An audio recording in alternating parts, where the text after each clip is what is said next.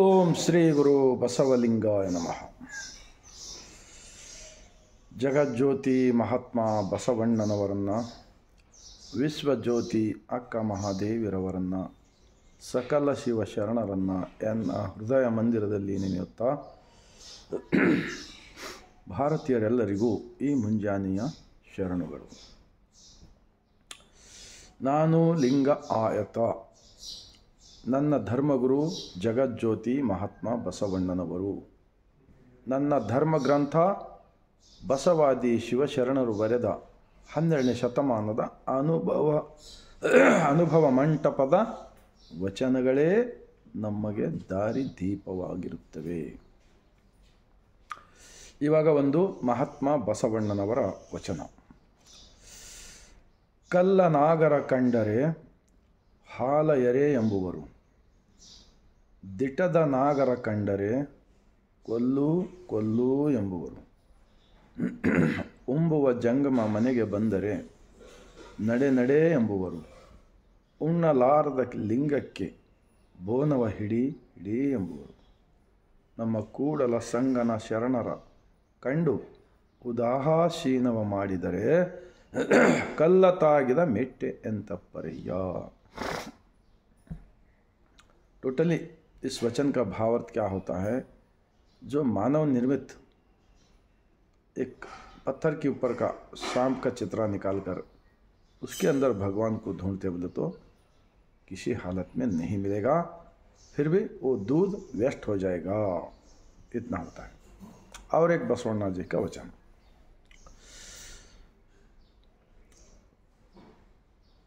ಸಗಣಿಯ ಬೆನಕಂಗೆ ಸಂಪಿಗೆ ಅರಳಿನಲ್ಲಿ ಪೂಜಿಸಿದರೆ ರಂಜನೆ ಆಗುವುದಲ್ಲದೆ ಅದರ ಗಂಜಳ ಬಿಡದು ನೋಡಣ್ಣ. ಮಣ್ಣ ಪುತ್ಥಳಿ ಜಲದಲ್ಲಿ ತೊಳೆದರೆ ನಿಚ್ಚ ನಿಚ್ಚಕ್ಕೆ ಕೆಸರಾಗುವುದಲ್ಲದೆ ಅದರ ಅಚ್ಚುಗ ಬಿಡದೂ ನೋಡಣ್ಣ. ಈ ಲೋಕದ ಮಾನವನಿಗೆ ಶಿವದೀಕ್ಷೆ ಕೊಟ್ಟರೆ ಕೆಟ್ಟವನೇಕೆ ಸದ್ಭಕ್ತನಾಗುವನು ಕೂಡಲ ಸಂಗಮ ದೇವ. जो भारत देश के अंदर जो काल्पनिक मिट्टी के गोबर के जो मूर्ति बनाकर उसको अच्छा मल्लिके फूल वो फूल लाके भगवान है समझकर उसको पूजा करते हैं, उसके अंदर भगवान ढूंढे तो नहीं मिलेगा. उल्टा उसका जो गोबर का बदबू आएगा लेकिन भगवान नहीं मिलेगा. ऐसा होता है इस वचन की भावार्थ. और एक महात्मा बसवಣ್ಣ जी का वचन.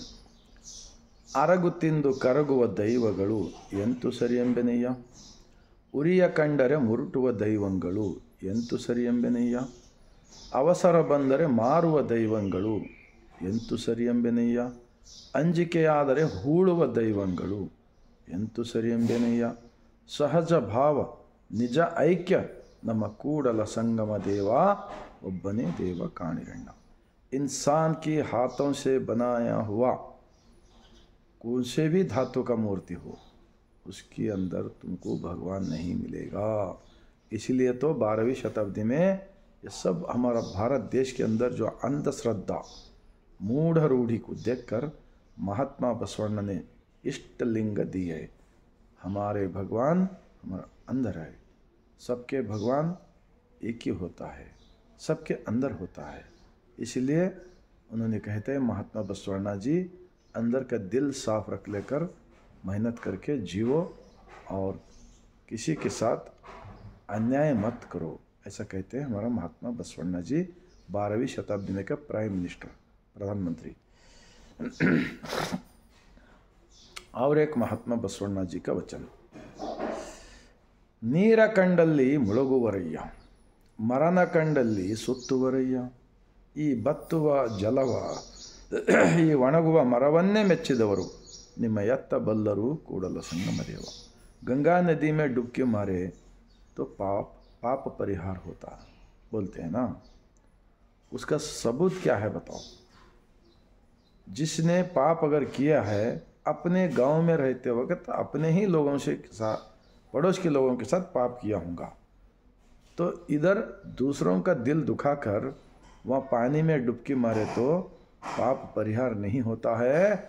वो गंगा नदी में, काशी में, बनारस में उल्टा जो लोग वो अच्छा पानी को गंदगी करने को वास्ते जाते, और उस पानी में डुबकी मारने से हमारा स्किन को, चर्म को कुछ भी हो सकता है। इसीलिए वैसा करने से भगवान नहीं मिलेगा।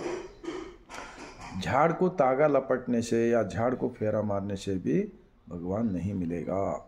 महात्मा बसवण्णा जी का अनुभव मंडप का विचार कैसा है, जैसा सूरज, एक ही सूरज होता है, सारी दुनिया को उजाला देता है, वैसा ही इस धरती पे पैदा होने वाले एक घास का खड्डी, झाड़, जंगल, जितने नदियाँ, सरोवर, पहाड़, कितने भी इस धरती पे पूरा दुनिया के अंदर पैदा हुआ सभी इंसान जानवर को पैदा करने वाला एक ही मालिक होता है।